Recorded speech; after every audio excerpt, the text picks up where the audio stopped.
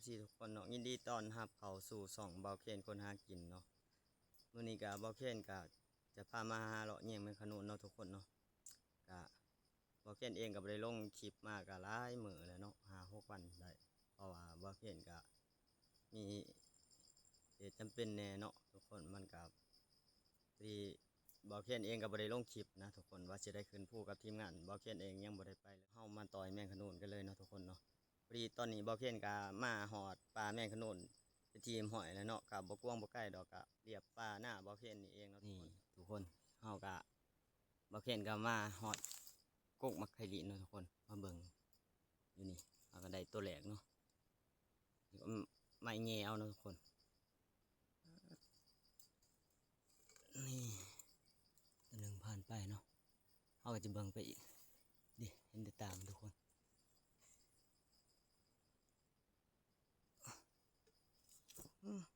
ตกดินแล้วทุกคนเลยตัวที่2ของเราเนาะเนี่ย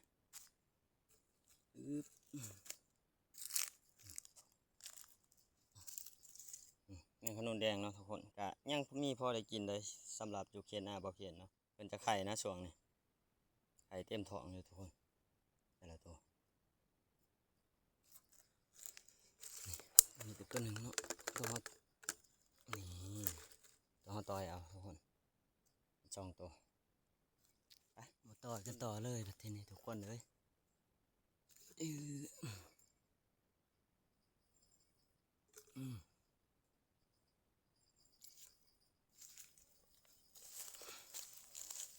มันก็จะบ่ค่อยเห็นมันไปแล้วนะทุกคนเพราะว่ามันต้นมันก็ใหญ่เนี่ย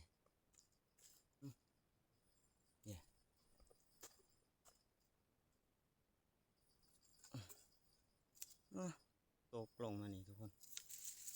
เดี๋ยวบ่เห็นต่อย2 ตัวเนาะทุกคน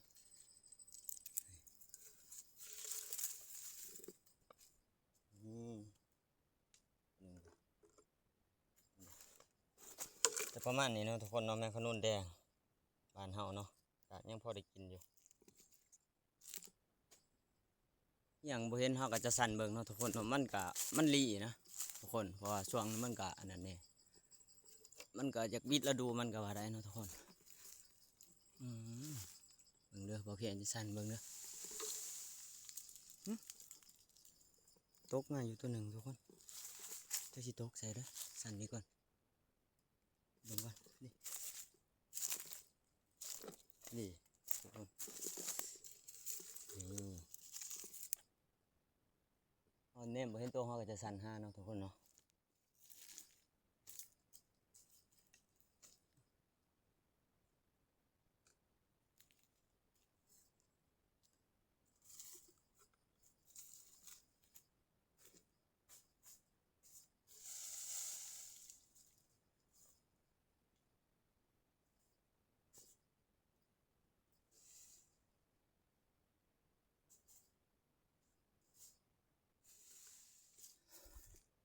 หลังจากบ่เขียนสั่น5เป็นทีมหอยเนาะทุกคนมันเนี่ย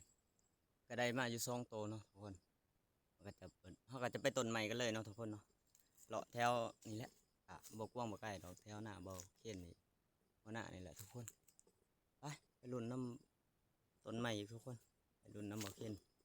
ต้นต่อไปเนาะว่าจะมีหน่อยหรือหลายกระกกนี่ก็จะได้อยู่คือ9 ตัว10 ตัวพุ่นละทุกคนมาซองเบิ่งแถวกกเต่าหน่อยเนาะใบอ่อนๆมันจะมีหรือบ่เนาะทุกคนเนาะไปลุ้นไปนำกันเนาะทุกคนลุ้นน้ำบ่เขียนมันหรือบ่มันเนาะทุกคนนี่นี่พอกกใบอ่อนๆกกนี้เนาะ2 ตัวทุกคนงามเลยนี่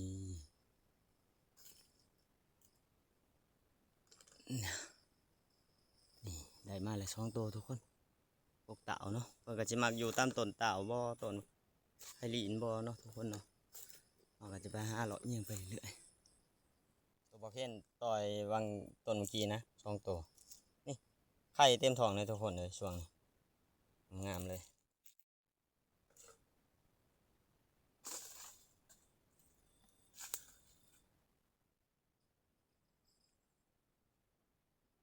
ต้นเมื่อกี้เนาะ มี2ตัวทุกคนเลยเอากลับมาเบิ่งต้นต่อไปเนาะทุกคนมันก็เลาะตามต้นเต่าแท้นี่ละนี่ต้นต่ำนี่ตามต้นเต่าหน่อยเนาะนี่ดิพอเลยทุกคน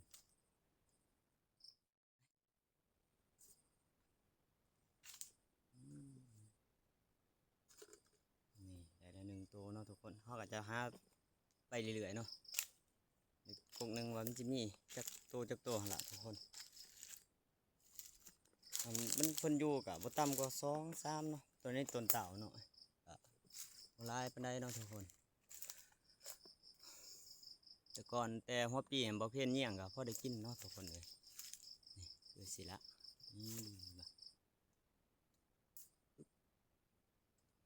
บ่แค่บ่ถือกับพุกเนาะ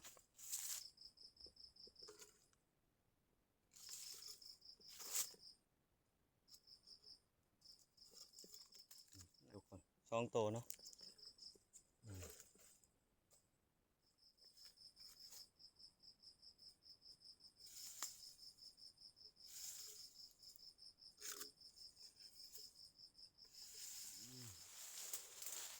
โอ้มี2ตัวเลยทุกคนเลย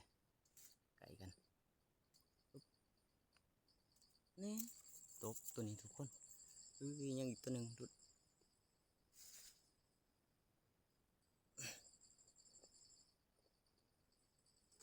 นี่ได้แล้วทุกคนแต่ตัวหนึงยังตัวหนึงเนาะเดี๋ยวคนตกลง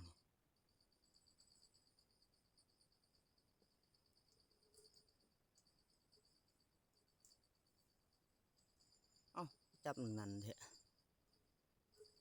นี่จะได้ตัวเนาะยังหกอยู่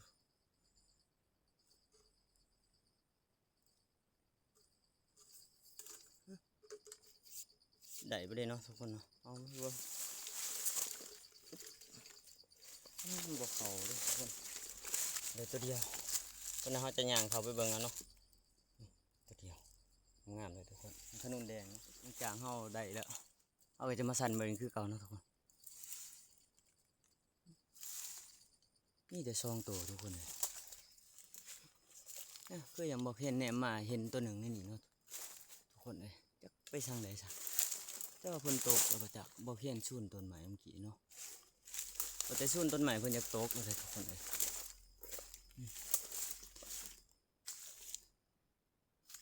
นั่นบ่เห็นสัมเนาะเนี่ยบ่เห็นเขาก็จะสั่นเบิ่งเนาะทุกคน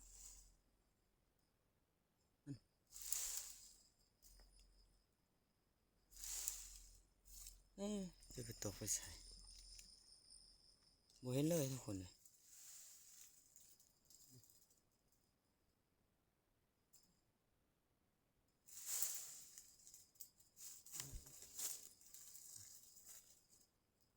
ตัวหนึ่งเนาะงามเลยทุกคนไปรุ่นตัวต่อไปเนาะมังกรกับบ่มีเนาะทุกคนเห็นว่าต้นตาอยู่แต่ว่ามังกรเพิ่นก็บ่กินนะทุกคนเพิ่นก็เหลือกินคือกันบางต้นถึกต้นเพิ่นกินก็จะมีลายแหน่เนาะทุกคนทุกกงนี่แหละก็บ่เห็นเขาก็จะมาสั่นเบิ่งเนาะ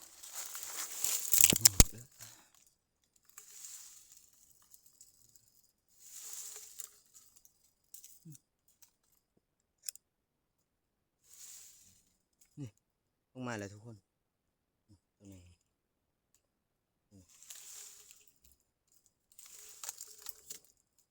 ถ้าสั่นเบิ่งก็จะเพิ่นก็จะลงมาเนาะโตทุกคนสั่นเบิ่งอีกเนาะเสือเพิ่นมีอีกลายแต่แมงขนุนหน่อยเนาะทุกคนเลยเนี่ยลงมาเลยทุกคนเป็น2เนาะ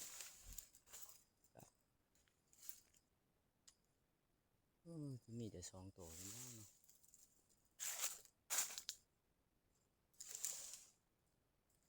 แต่สำหรับแมงขนุนหน่อยเบาเขียนจะเบาเนาะทุกคนเนาะเอาแต่แมงขนุนใหญ่เนาะแมงขนุนแดงคือเบาเขียนได้มาแล้วเนาะทุกคนนี่ก็จะประมาณนี้แหละเบาเขียนจะเอาแต่แมงขนุนแดงโตใหญ่จำนี้เนาะตัวหน่อยเบาเขียนจะเบาเลยเนาะทุกคนมันก็กินได้คือกันนั่นแหละแต่ว่าเบาเขียนจะเบาเนาะนี่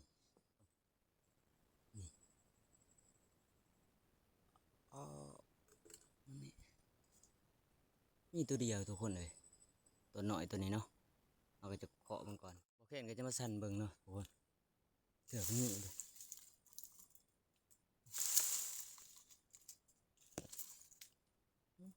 นี่ตกลงมาแล้วหนึ่งตัวทุกคน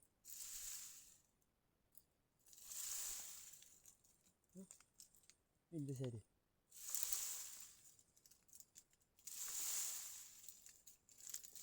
นี่นี่ทุกคนบินตกมาสองตัวเนาะตัวหนึ่งเจ้าคนข้างใส่ได้ยินได้เสียงเนี่ยมันจะมาประมาณนี้แหละทุกคนข้างนี้ได้สองตัวทุกคนเลยคือกบเมื่อกี้เนาะบ่เพี้ยนสั้นกะเพิ่นบินออกกับตัวหนึ่งเลยแต่เพิ่นไปข้างใส่เลย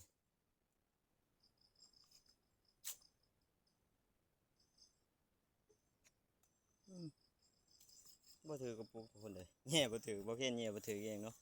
นี่เด้ตัวหนึ่งเนาะนี่ต้นข้ามกำลังจอดออกทุกคนเลยปีนี่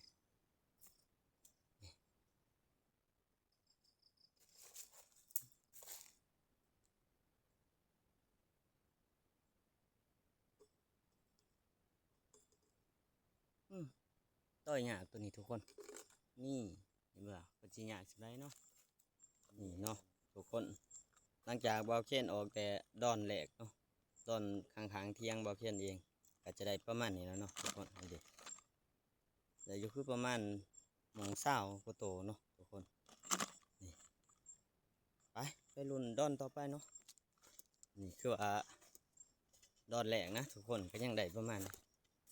ดอนน้อยๆเนาะถือว่าได้หลายพอสมควรเนาะทุกคนก่อน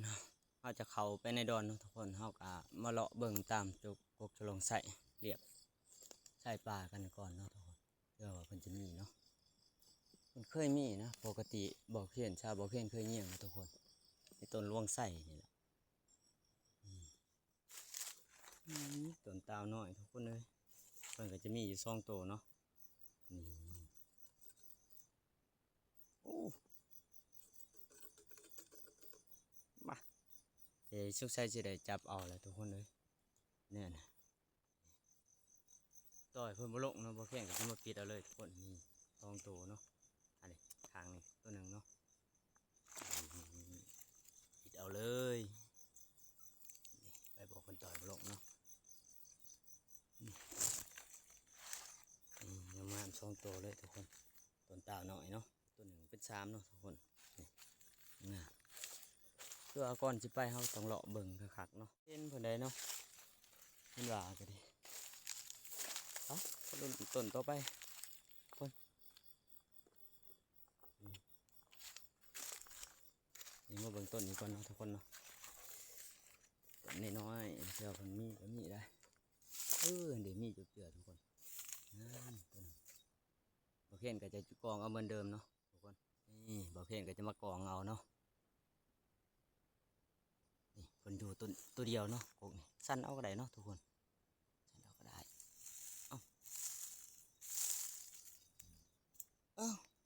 นี่ผมลงมานี้เนาะทุกคนเราก็จะไปทางใด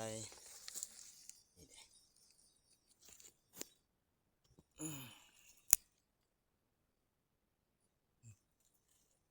ไปรุ่นตัวต่อไปทุกคนโอเคก็จะปิดเอาเลยนี่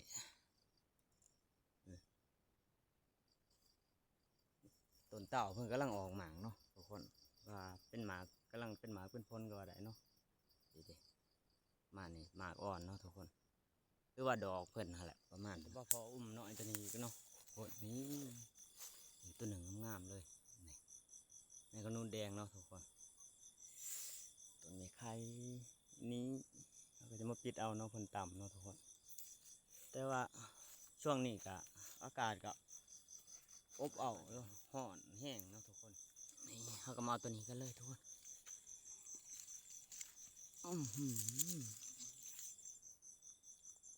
ใส่ซองตัวเนาะทุกคนก่อนเขาจะไปกะเลาะให้มันอ้อมกกมันหล่นก่อนเนาะทุกคน เดี๋ยวมันมีอีกเนาะ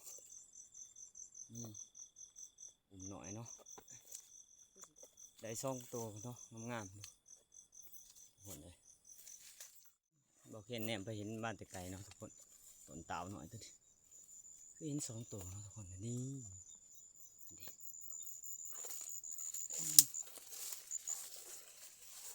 กับพอได้กินได้อยู่ได้กินเนาะทุกคนสำหรับบ้านเบาเพียนเองก็พอได้กินตามอยู่ไห่อยู่หน้าเนาะ2 ตัวทุกคนเลยได้เบิด2ละเราก็จะมาเบิ่งตามกกลงใส่เหมือนเดิมเนาะทุกคนดิอยู่สูงขนาดเลยอ๋อตัวไม้บ่เพียนบ่เทิงเนาะทุกคน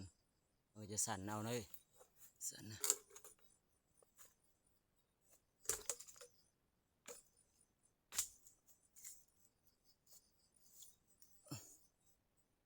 สิเล่นไปกี่เสียวเนี่ยลงมาเลยทุกคนบ่เทิงเขาก็สั่นเอาเนาะพอแล้วทุกคนเลยได้มา1 ตัวไปเบิ่งตัวนี่สำหรับข้างนี้เนาะเห็นจะเห็นตัวเดียวเนาะทุกคนในเมื่อว่าเงี่ยงหาไปเนาะจะมาสั่นกันเลยเนาะทุกคนเนาะ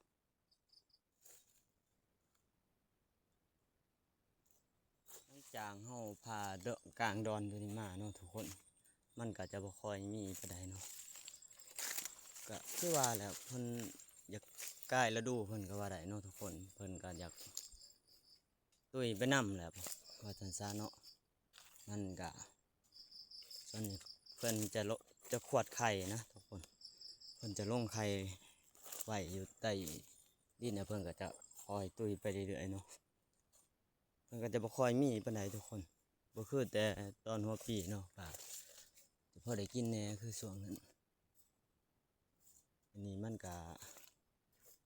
ว่าหลาก็ว่าได้เนาะทุกคนเบาเข็นจะพาเลาะแถว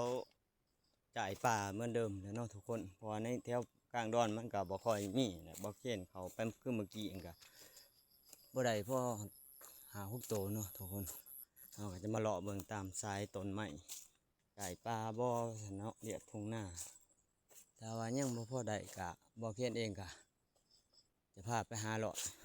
เยี่ยงเบิ่งเขียดอีกเนาะทุกคนเพราะว่าบ่เขียนเห็นเขียดนี่ก็หลายเนาะคนเต้นตามแคมป่าหรือว่าตามแคมทุ่งนาเนาะแต่ว่าบ่เขียนก็จะเลาะเยี่ยงไปเรื่อยๆแล้วก็ถ้าว่าเพิ่นยังบ่เห็นก็บ่เขียนเองก็จะได้กลับเมื่อเที่ยงก่อนเนาะแล้วก็บ่เขียนก็จะพาทุกคนไปเยี่ยงเบิ่งเขียดอีกเนาะก็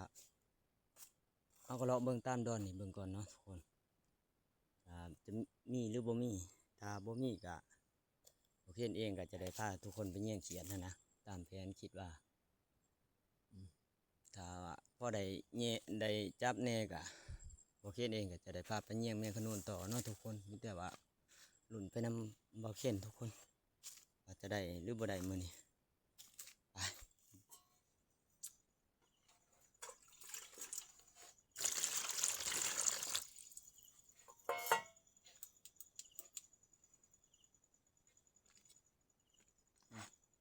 ในตอนนี้ก็บ่าวเคนเองก็แต่มาหอดเที่ยงเป็นทีมหอยเนาะทุกคนเขาก็จะมานับแมงขนุนก็เลยว่าจะได้จักโตจักโตเนาะ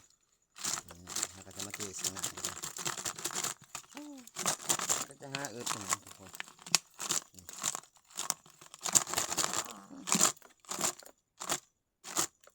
บ่าวเคนเองว่าพาทุกคนไปเยี่ยงเขียดเบิ่งเนาะทุกคนจำมันเด็กไงจังเลยเนาะออกหยาบ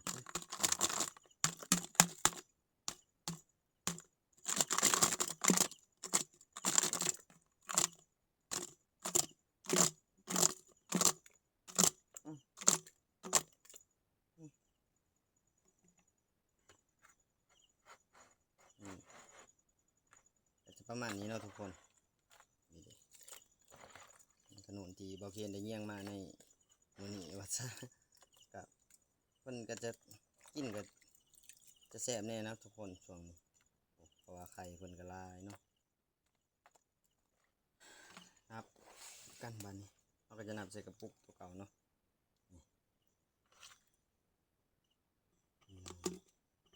2 3 4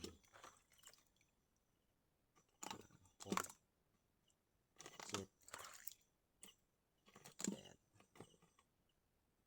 9 10 11 2 3 4 15 16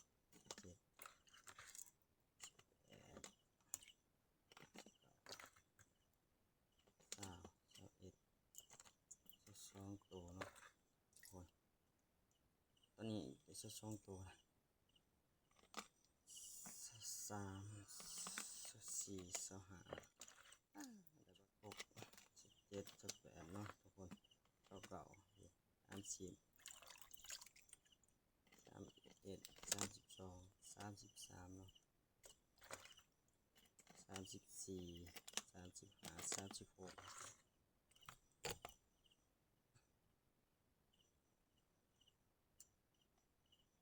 37 38 39 40 41 42 43ตัวเนาะทุกคน44ตัวพอดีหลังจากเฮานับแมงขนุนเป็นทีมหอยเนาะทุกคนก็สิได้ก็บ่รวมบ่หลายปานใดเนาะสิได้อยู่ประมาณ44ตัวนี่ล่ะมื้อนี้ก็มาฮอดระหว่างนี้ก็เบาเกนเองก็จะขอจบคลิปบ่เพียงเท่านี้เนาะทุกคนเนาะก็ฝากกดไลค์กดติดตามเนาะทุกคนก็เพื่อเป็นกำลังใจให้เบาเกนเฮ็ดคลิปใหม่ๆในคลิปต่อไปเนาะทุกคนเนาะ